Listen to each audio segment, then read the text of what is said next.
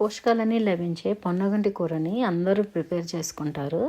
ఇప్పుడున్న కొత్త జనరేషన్కి ఇది ఎలా ఉండాలో, దీని ఉపయోగాలు ఏంటో తెలియదు. కాకపోతే ఇవాళ కొంచెం ఇంకా ఆరోగ్యకరంగా తక్కువ ఆయిల్ ఉపయోగించి ఎలా వండుకోవాలో చూద్దాం. ఒక గంట ముందుగా పెసరపప్పు నానబెట్టుకొని చాలా సులువుగా ఉడికిపోతుంది. పప్పుని ప్యాన్లో వేసుకొని కొంచెం నీళ్లు, అలాగే ముందుగా కట్ చేసి పెట్టుకున్న ఆకుకూరను కూడా వేసుకొని మంటను మీడియం ఫ్లేమ్లో ఉంచుకోవాలి. బాగా కలిపి 5 నిమిషాలు మూత పెట్టుకోవాలి. ఇప్పుడు దీనికోసం ఒక కారపొడి చేసుకుందాం.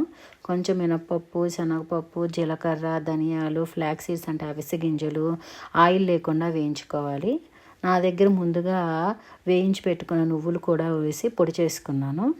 ఇప్పుడు కూరలో పసుపు వేసుకొని కలుపుకొని తాలింపు కోసం కొంచెం నూనె, ఆవాలు, జీలకర్ర వేసుకొని అందులో దంచిన తెల్లగడ్డలు వేసుకొని అందులో ఇందాక మనం పొడి చేసుకున్న పొడిని వేసుకొని బాగా కలిపి దాన్ని మన కూరలో కలుపుకుంటే సరిపోతుంది. అందులో కొంచెం సాల్ట్ వేసుకొని మొత్తం కలుపుకోవాలి. పొన్నగంటి కూర చాలా ఆరోగ్య ప్రయోజనాలతో కూడింది.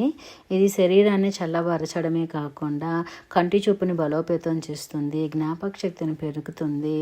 ఇది మన బాడీకి కావలసిన ఐరన్, కాల్షియం, విటమిన్ సి పుష్కలంగా అందిస్తుంది.